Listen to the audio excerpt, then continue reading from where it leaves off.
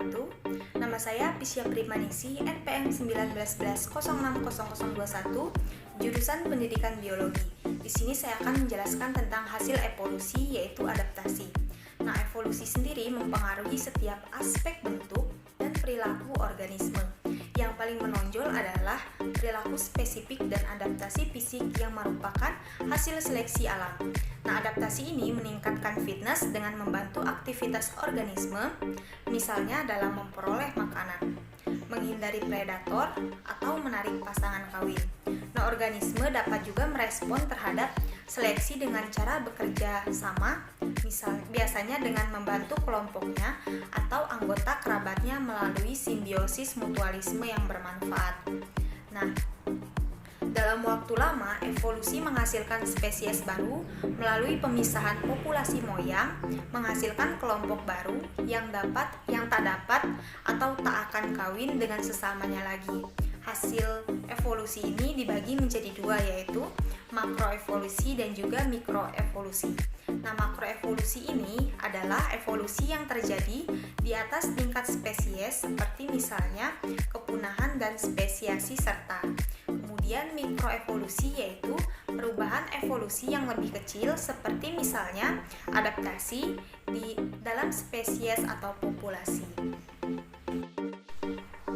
Nah, adaptasi sendiri merupakan proses membuat organisme makin cocok dengan habitatnya.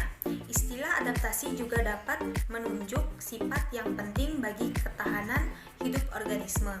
Misalnya, adaptasi gigi kuda dalam mengunyah rumput. Dengan menggunakan istilah adaptasi bagi proses evolusi dan sifat-sifat adaptif bagi produk atau bagian tubuh atau fungsi, dua kata tersebut dapat dibedakan. Adaptasi sendiri dihasilkan oleh seleksi alam.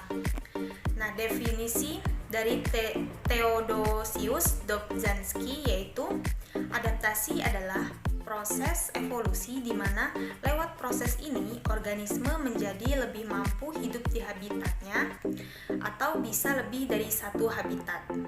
Kemudian, keadaptifan atau adaptedness adalah keadaan beradaptasi seberapa mampu organisme untuk hidup dan bereproduksi pada suatu set habitat. Kemudian yaitu sifat adaptif adalah aspek pola perkembangan organisme yang memungkinkan atau meningkatkan probabilitas organisme untuk survive dan bereproduksi. Nah, adaptasi dapat menyebabkan penambahan fitur baru atau kehilangan fitur. Contohnya yang menunjukkan dua tipe perubahan tersebut adalah adaptasi bakteri terhadap seleksi antibiotik. Nah, dengan perubahan genetik yang menyebabkan resistensi antibiotik dengan cara memodifikasi target obat atau meningkatkan aktivitas transport dengan memompa obat keluar sel.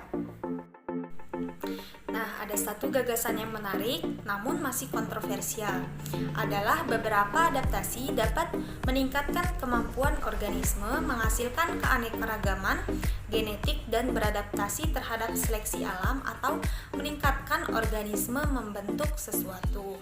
Nah, adaptasi terjadi melalui modifikasi struktural yang ada secara gradual.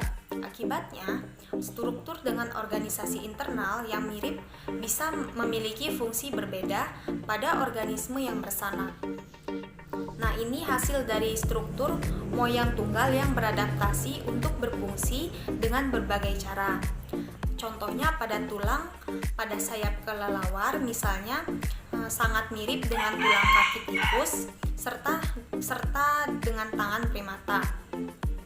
Hal ini karena semuanya berasal dari moyang mamalia yang sama, namun karena semua organisme hidup berkerabat pada tingkat yang berbeda, bahkan organ-organ yang tampak hanya sedikit memiliki kesamaan struktur atau bahkan tak mirip sama sekali, misalnya arthropoda, cumi-cumi dan vertebrata, atau alat gerak dan sayap arthropoda dan vertebrata dapat tergantung dari set gen homolog yang sama yang mengontrol perakitan dan fungsinya. Selama adaptasi, beberapa struktur bisa kehilangan fungsi aslinya dan menjadi struktur vestigial atau sisa.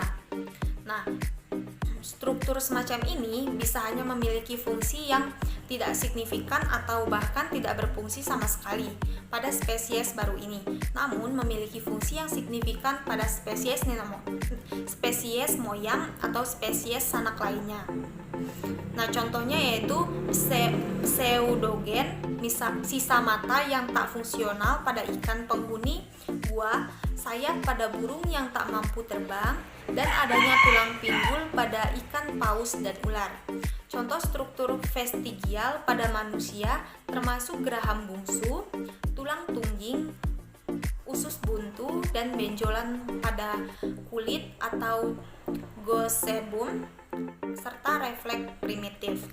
Nah, namun banyak sifat yang tampak fungsi adaptasinya sederhana malahan menjadi lebih kompleks. Struktur yang semula hanya beradaptasi dengan satu fungsi menjadi bermanfaat bagi fungsi lain secara bersamaan.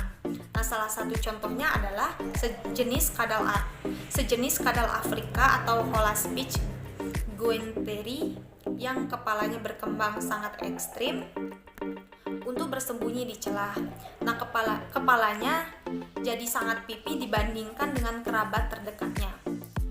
Kepala yang menjadi memipih sehingga bermanfaat untuk bersembunyi dan meluncur dari pohon ke pohon ini disebut sebagai eksaptasi. Nah, kesimpulannya yaitu adaptasi merupakan proses yang membuat organisme makin cocok dengan habitatnya. Istilah adaptasi juga dapat menunjuk sifat yang penting bagi ketahanan hidup organisme. Nah, adaptasi sendiri dapat menyebabkan penambahan fitur baru atau kehilangan fitur moyang. Oke, sekian. Wassalamualaikum warahmatullahi wabarakatuh.